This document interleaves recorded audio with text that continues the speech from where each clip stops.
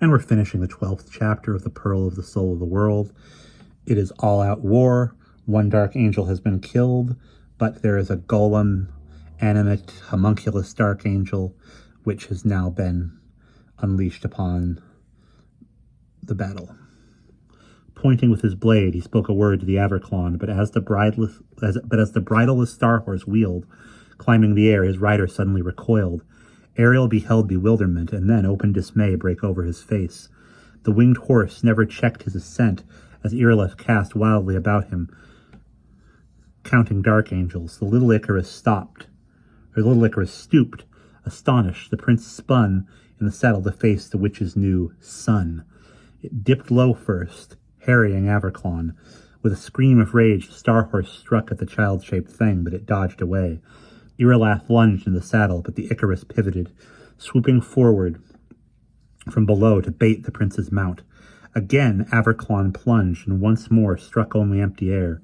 The star horse shook his head, pawing the sky, trumpeting his fury. Face grim, Irileth swung recklessly, repeatedly lightning swift, but each time the little Icarus deftly evaded him, its dozen dark wings fanning like a storm. It seemed to have no wish to engage with him, only to taunt, hovering just out of range. Weak with cold, Ariel shuddered. Before her, at the window, Oriancore stood laughing. Abruptly, the pale girl noticed that without Irileth to command them from the air, the allied forces below had begun to waver. The witch's smile twitched. Ariel stared at those beautiful white lips. Ariel stared as those beautiful white lips began to move as if in speech, but no sound emerged. Instead, it was the dark angel that spoke. The heightened perception of the pearl conveyed the sound clearly to Ariel, even at this distance, the Icarus mouthing the words of its mistress in a high, locust-like singing. "Come back to me," the winged witch child said.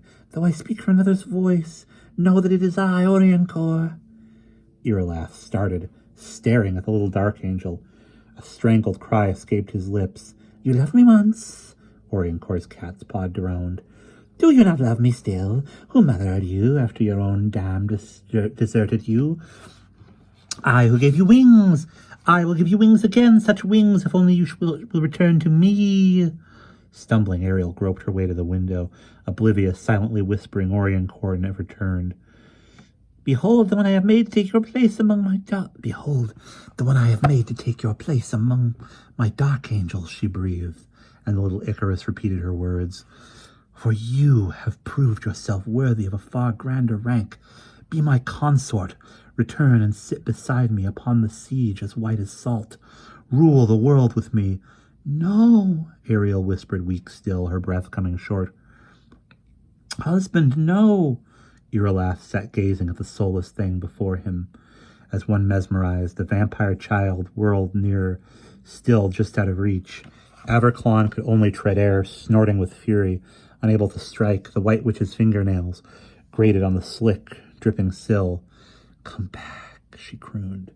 The Icarus echoed her. "You love me still, admit it. You love me still." Irileth shuddered, breathing hard. Ariel clung desperately to the cold, wet window ledge. "Don't listen," she gasped. But his eyes were fastened on the dark angel. It floated before him, filling his gaze. Though the pearl enhanced Ariel's senses enough to see and hear what passed between Irileth and the dark angel, she knew her own weak protests could never hope to reach him. Clearly, the white witch's words in the dark angel's mouth were the only ones he heard.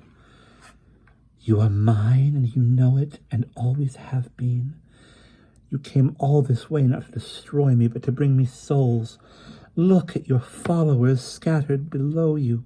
How small they are, how high above them you ride. This cannot stop you from rejoining me now. Come, my love, give me your hand. My seventh son will pluck you away to me." Like a man in a dream, Irileth lowered the edge adamantine. The little dark angel fluttered nearer, fixing him with its colorless eyes. If the prince had reached out, he could almost have touched it. The breath of its wings stirred his long black hair. Oriancore sighed, laughing. She had him. "No!" Ariel screamed. "Irileth!" She might as well have tried to outshout the wind. Her words were lost in the clamor of battle. Horrified, she remembered her nightmare, Iralath falling headlong toward oblivion. She could not save him. I never should have stolen your heart, she thought wildly, bitterly. I should have let you die in Avaric. It was what you wanted, rather than bring you here for the witch to claim. Tears burned on her cheeks, hardening as they cooled. She brushed at them distractedly, and they felt like little beads of colorless stone. On the casement, Oriencore muttered silkily, "Come back to me, my own sweet son. Come, love, son, come." Battle below had come almost to a standstill, all eyes fixed on Iralath above. The prince's dark angel hovered within reach now, holding out its hand. Slowly, Iralath raised his own, hesitated, then in one swift lunge he caught the inhuman thing before him by the wrist. With a cry of triumph or of agony, he dragged the witch's golem down by the frantic beating of its wings and plunged the blade adamantine into its breast. And that is the end of chapter 12.